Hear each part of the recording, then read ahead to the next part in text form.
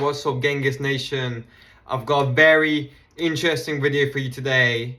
In this video, the idea is basically parkour and Daygame, how they overlap. They overlap in many ways. I've been doing parkour for about 2-3 weeks now, and I also did the parkour today, and I realized that there are so many overlaps between parkour and Daygame. So Daygame Daygame is actually helping me right now with my parkour. It's so weird to say that. And the process of being a beginner in parkour is kind of similar to the process of being a beginner in Daygame. Well, let me define what parkour. If you don't know what parkour is basically, I don't even know if I'm saying it right actually, but basically parkour is where you maneuver your body on like inanimate objects on the street, such as what I've been doing today is jumping from these concrete not concrete, I don't know what to say, what material is it made out of? Stone seats that are on this bridge in Manchester, at there like the beginning of inner Salford city centre. So yeah, I'll basically, it's like, for me, I was jumping from these seats, and that's the parkour I was doing. Like, I hope you understand now. Parkour used to be a trend like 10 years ago, I think, on the internet. I'm not too sure. Don't take my word for it. That doesn't really matter anyway.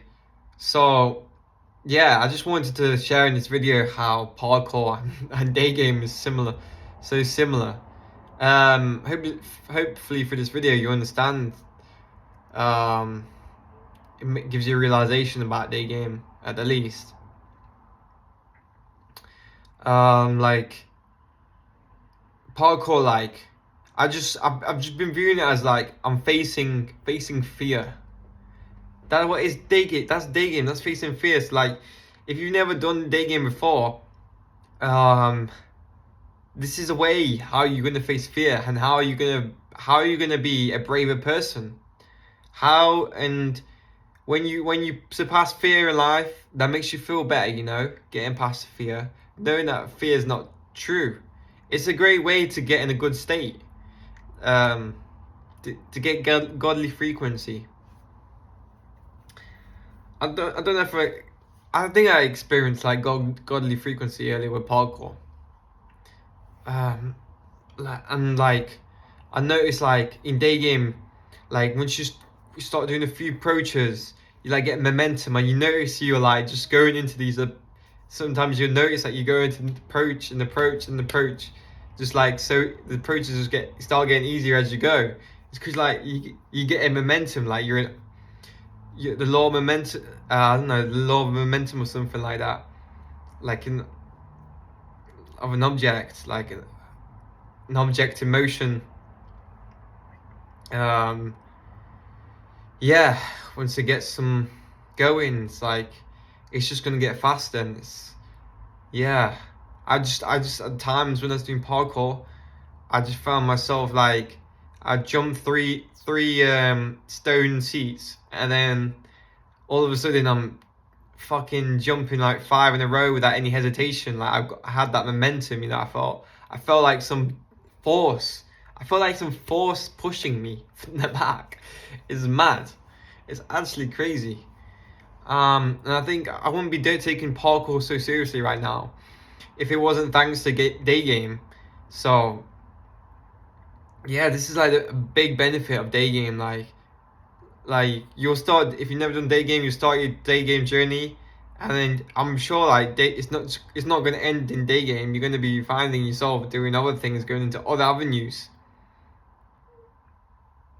Or maybe you do Daygame right now, you've been doing it for a while. Maybe this might open your mind to doing parkour like I'm doing, or do something else to push yourself to go against fear. And like, I noticed that in my head, it was like I found like I was battling some ego, some validation of people around me. Also, there's the spotlight effect, which is also the same thing for Daygame. You get the spotlight effect. You think people are listening to you, and your attention starts to go away from what you're doing. Is going up to the women and declaring your desire for them. Your attention stops going there a bit. It's like there's some voice in your head, it's like some fear voice. It's like a fear voice in your head telling you, "Oh, stop! Just stop! There, people around you are judging you. Everyone's going to think you're a weird person." But most of the time, they're just going to look at you for 1 second, and they're probably going to forget because you're just being a man, being a heterosexual man. Yeah. So yeah, I found that. Well, I think I'm going on some massive tangent. I don't know. So yeah, like yeah. Well, yeah. The point is this: I was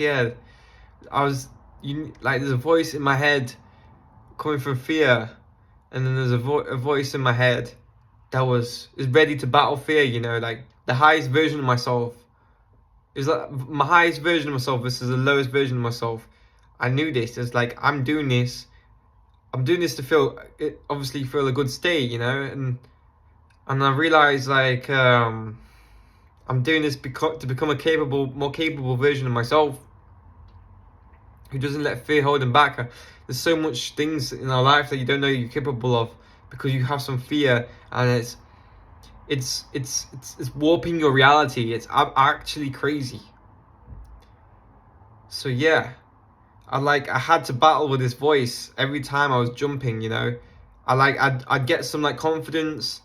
I'd say I'd jump 3 seats, and then actually I'm thinking, oh, everyone around me's thinking I'm such a cool person. Yo, impress them. And I'm like, no, you can't do this. You can't listen to this act in this voice when you're trying to impress people. You need to realize it's for your higher self. It's you. It's your. It's joy. It's joy versus fear. It's your inner core. It's inner core versus fear versus the resistance. I also had to listen to my body. You know, like it's something I've been learning about. Listening to your body. This guy on YouTube talking about how he needs to listen to your body. I've been listening to that guy, and yeah, like I stop when I'm out of breath and like maybe I'm feeling a bit tight. I stop then, and I just let my breath calm down. You gotta maintain good breath, and this is kind of the same thing. I'd say it's the same thing in Daygame. It's not as obvious, but it does help by controlling your breath and staying calm in Daygame. Yeah, and it's the same thing in parkour. So yeah, man, like thanks to Daygame, I'm finding this new hobby called parkour, and I'm absolutely enjoying it. It's giving me such a thrill. I think the fact that you can hurt yourself makes it even more enjoyable for me. It sounds messed up, but yeah, the fact that I could hurt myself actually makes it more enjoyable. It gives me more of a reason to do it because the idea that I could hurt myself is also again just fear. And also, I'm smart about doing the parkour. I'm be smart about it. You know, you can't actually really hurt yourself. So yeah, like if you're below 18 years old, you're watching this video, ask your parents if you can do it. I don't want to be responsible for you hurting yourself. Yeah, but like I think I'm quite smart about it. I'm being very smart about it, you know.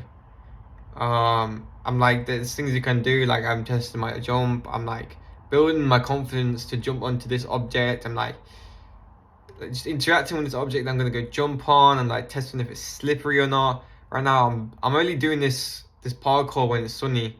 So obviously I think if it's raining that's gonna be very dangerous, but then again there's still fear. that you're gonna hurt yourself, and there's probably a way to bypass it.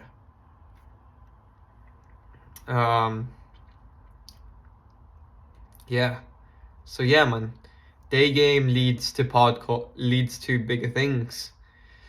You might not realize that right now. I didn't realize that maybe like 4 years ago. I'm not sure. But yeah, it's this is a video I wanted to make.